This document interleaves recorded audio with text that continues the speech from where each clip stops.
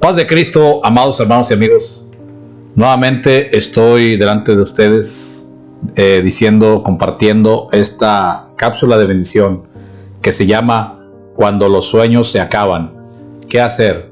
Déjeme contarle la historia que contó cierto pastor. Sentado en un banco de la plaza, Marcio parecía no percibir que centenares de personas transitaban a esa hora por ahí. Un dolor penetrante y una devastadora soledad lo abrumaban. Aquello parecía una pesadilla. Todo fue tan rápido que casi no tuvo tiempo de hacer algo para impedir que todo se desbaratase. La pequeña empresa que prosperaba cada día, la familia maravillosa, la imagen de ciudadano honesto, el hombre confiable, el prestigio, el dinero, todo se esfumó en el espacio de un mes.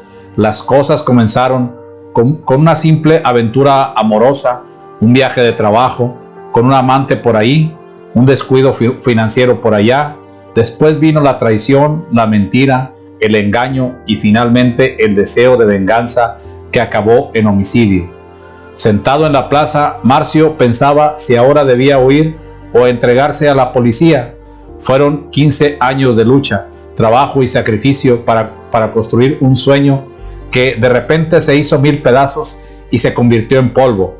No atinaba ahora ni a preguntarse cuándo fue que se equivocó o si tenía fuerzas para comenzar de nuevo. Cuando lo conocí, acababa de salir de la cárcel en libertad condicional. Se aproximaba a los 50 años y después de haber aceptado a Jesús como su Salvador en la prisión, se mostraba optimista, queriendo comenzar una nueva etapa de su vida, recogiendo los pedazos que quedaban de sus sueños pasados. A lo largo de mi vida he conversado con muchas personas que ven cómo sus sueños se caen como castillos de arena. Son personas que en medio del dolor y las lágrimas no consiguen encontrar una salida. Son asaltadas muchas veces por la idea del suicidio o la fuga, olvidando que esos dos caminos nunca fueron la solución para ese tipo de problemas. Pero ¿qué es lo que dice la palabra del Señor? En el capítulo 24 del Evangelio de San Lucas encontramos la experiencia de dos discípulos de Jesús que en una noche oscura se dirigían de Jerusalén a Emaús, sintiendo que no tenían más fuerzas para seguir soñando ni para construir nada. Eran hombres que abandonaron todo para seguir a Jesús. En Él estaban cifrados todos sus proyectos futuros. Querían envejecer al lado de Él y formar parte del reino eterno que, según ellos opinaban, Jesús había venido a establecer. En realidad, ellos confundieron las cosas. Jesús les había dicho: mi reino no es de este mundo, en San Juan 18:36. Pero ellos estaban tan entusiasmados con las perspectivas futuras de grandeza que no consiguieron interpretar las palabras del Maestro. Durante siglos, el pueblo de Israel permanecía cautivo, esperando la venida del gran Maestro que, según ellos, los libertaría del yugo opresor. Pero el verdadero problema del pueblo no era físico, sino político, sino la ceguera espiritual en la cual vivía. Jesús vendría, sí, el Mesías aparecería como los profetas lo anunciaban, pero su obra libertadora iría más allá de la libertad política. El Mesías vendría para libertar al pueblo de la esclavitud y del pecado y convertirlos en el reflejo del carácter del Creador. Dice la palabra del Señor ahí en San Juan 1:9: a lo suyo vino y los suyos no lo recibieron, afirmaba Juan. Pero a pesar de la indiferencia de Israel, Jesús fue aceptado por un pequeño grupo de hombres que fueron sus discípulos, pero incluso estos no consiguieron entender el verdadero significado de la venida del Mesías. Al verlo obrando milagros, multiplicando alimentos, curando enfermos y hasta resucitando muertos, pensaban que era cuestión de tiempo y que pronto el Mesías mostraría la verdadera naturaleza de su reino, y entonces sus discípulos serían los que ocuparían los principales cargos del reino que dominaría el mundo. Soñaban y soñaban en grande, invirtieron en ese sueño todo lo que poseían, dejaron casa, trabajo, familia, amigos, todo para seguir a Jesús. El tiempo pasó y cuando parecía que todo estaba listo para el establecimiento del reino, aconteció lo inesperado. Los soldados tomaron preso a Jesús. No, aquello no podría ser verdad. Pedro sintió que debía hacer algo, tomó su espada y cortó la oreja de uno de los captores, pero el Maestro lo recriminó por eso. Aquella madrugada, cuando los soldados prendieron a Jesús, todo parecía una horrible pesadilla. Los discípulos no podían creer lo que estaban viendo. Su Maestro estaba preso llevado en silencio a los tribunales de un lado para otro como un delincuente. Después fue golpeado, humillado y clavado en una cruz entre dos ladrones. ¿Te das cuenta? Sueños deshechos, el castillo se derrumbó y el sábado de mañana comprendieron que no era una pesadilla, todo era realidad. Su maestro estaba muerto y enterrado. Los sueños se habían desplomado. ¿Se equivocaron los discípulos al hacer planes para el futuro? No, estaban en lo correcto. Para que la vida merezca ser vivida es preciso soñar. Por lo tanto, atrévete a soñar. Pues no llegarás más allá de tus sueños. Los animales no tienen la capacidad de soñar. El resultado es que no viven, sino que sobreviven. Pasan por la vida, pero no hacen historia. Pero tú eres un ser humano creado a imagen y semejanza de Dios, dotado de talentos y habilidades y además dueño de un cerebro capaz de reconocer los valores morales y espirituales. Por lo tanto, cree y no tengas miedo de soñar. Solo que no te atrevas a soñar si no estás dispuesto a pagar el precio de ese sueño, porque todo sueño tiene un precio que te llevará muchas veces a renuncias, sacrificios, compromisos, lucha, sudor, lágrimas y hasta la muerte. Pero no temas, las personas incluso pueden matar al soñador, pero nunca matarán un genuino sueño. El sueño nace en el corazón de alguien y puede pasar de generación en generación hasta hacerse realidad. ¿Quieres un ejemplo? José de San Martín y Simón Bolívar soñaban con una América del Sur libre. Hoy ambos están muertos, pero los países sudamericanos son libres. Los soñadores murieron, pero el sueño vive. Ninguna persona, familia, iglesia, empresa o nación sobrevivirá si no es capaz de soñar. Se habla hoy de la famosa visión del futuro. Se escriben libros acerca de eso y con razón, porque es la visión de futuro la que le da sentido a la existencia y nos muestra el destino hacia el cual marchamos y por el cual vivimos. Pero ¿qué hacer cuando se sueña y se paga el precio del sueño y de todas formas de repente todo vuela por los aires? Analicemos entonces la situación de aquellos dos discípulos en aquel domingo de mañana cuando se dirigían de Jerusalén hacia Emaús. Eran apenas 12 kilómetros, pero debían ser los más largos de su vida. De esos dos soñadores frustrados, el texto bíblico dice que ellos, en San Lucas 24:14, iban hablando entre sí de todas aquellas cosas que habían acontecido. ¿Qué había sucedido? Jesús había muerto, sus sueños se habían acabado, los discípulos se habían esparcido, Judas se había ahorcado, Pedro se convirtió en traidor y los otros se habían escondido de los judíos. A pesar de ser todavía de día, todo parecía oscuro en la vida de esos dos discípulos. Solo se animaban a recordar lo ocurrido y a comentar entre sí de todas aquellas cosas que habían acontecido. ¿Sabías que sacamos fuerzas del pasado a pesar de nuestra vertiginosa proyección hacia el futuro? Nunca tengas miedo de mirar hacia atrás, especialmente hacia aquello que hiciste mal. Observa tus frustraciones y derrotas. Todos dicen que debemos olvidar las derrotas y los fracasos y que debemos estar siempre listos para intentar de nuevo.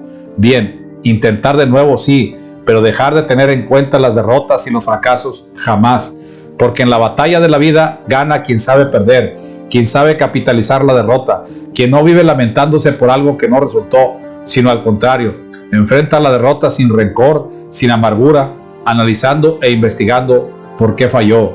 Si el sueño se derrumbó, atrévete a crear nuevas expectativas y oportunidades. Cada día es un nuevo día, todo tuyo, limpio, abierto y prometedor. Llega con las alas blancas de la esperanza, listas para despegar desde el valle de tus derrotas rumbo al infinito de nuevas realizaciones. Enfrenta cada día sin miedo, como el águila enfrenta el brillo del sol, incluso cuando sus pupilas quedan cegadas por la luminosidad del astro. Ella siente bullir la sangre en sus venas, abre sus alas y sale, rompiendo el azul del cielo, rumbo a nuevos horizontes. Si tu sueño se hizo pedazos, esto no cambia las cosas. Un día está delante de ti, esto es lo que cuenta. No lamentes los errores del pasado, no huyas de ellos, enfréntalos. Habla sin miedo sobre aquello que sucedió, por más doloroso que fuere, sabiendo que por más que sientas que estás solo, no es así. El texto continúa diciendo en el capítulo 15, sucedió que mientras hablaban y discutían entre sí, Jesús mismo se acercó y caminaba con ellos. Esto es maravilloso. Aun cuando no lo sientas, Jesús se acerca Él nunca nos abandona, se preocupa por ti, conoce tus luchas y lágrimas, sabe cuál es el límite de tus fuerzas, lee tu historia y está listo para levantarte de las cenizas y reconstruir tus sueños.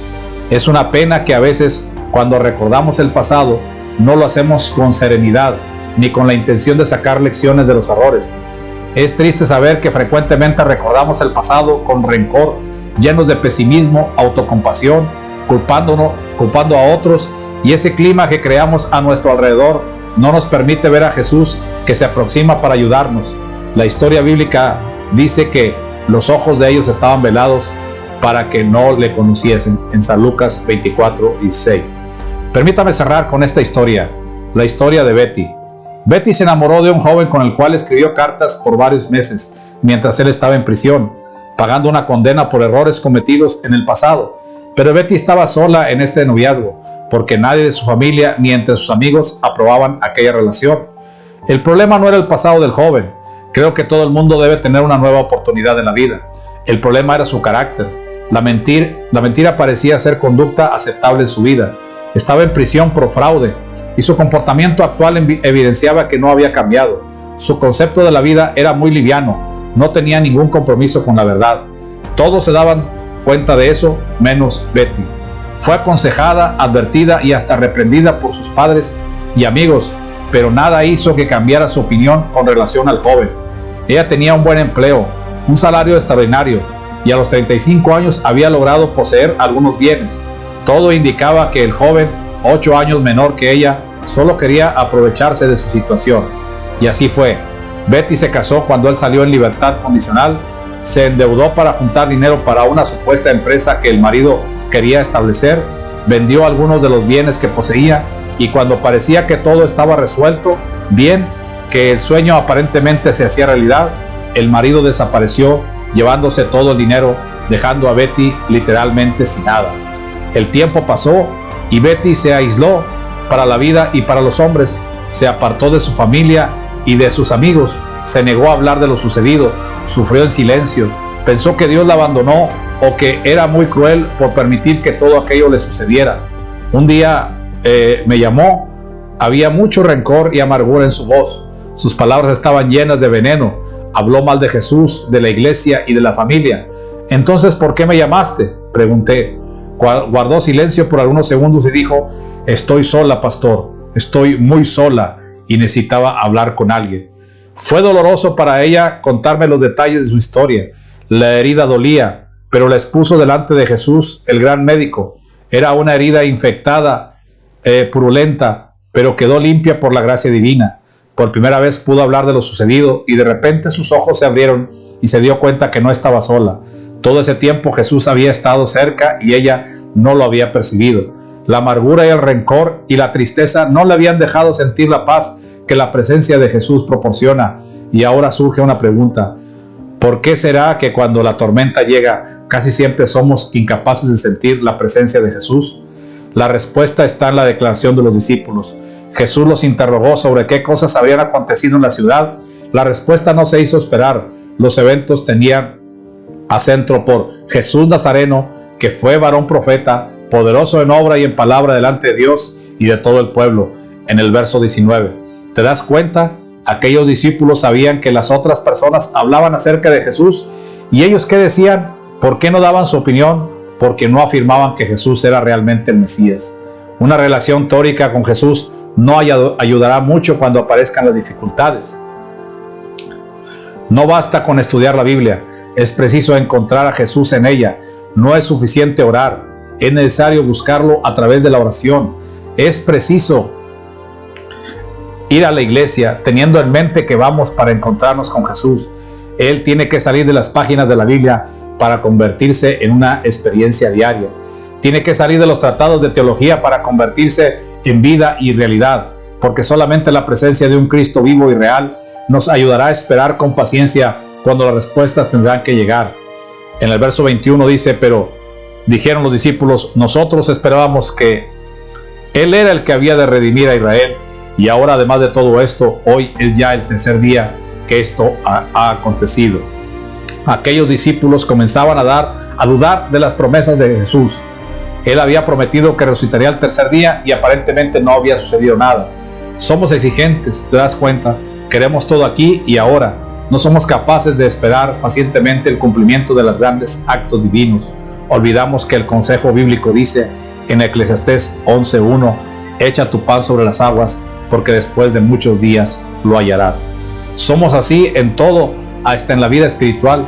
Conocemos a Jesús hoy y mañana queremos tener la vida de un cristiano adulto. Olvidamos que el tiempo es un factor indispensable en el crecimiento y que un bebé recién nacido le lleva años convertirse en un atleta vencedor de maratones de 42 kilómetros. La historia de estos dos discípulos termina con una invitación de parte de ellos. Llegaron a la aldea donde iban y él hizo como que iba más lejos, mas ellos le obligaron a quedarse diciendo, quédate con nosotros porque se hace tarde y el día ya ha declinado. Jesús aceptó la invitación, entró para cenar con ellos y en la hora de la bendición se dieron cuenta que aquel desconocido era Jesús, el gran maestro.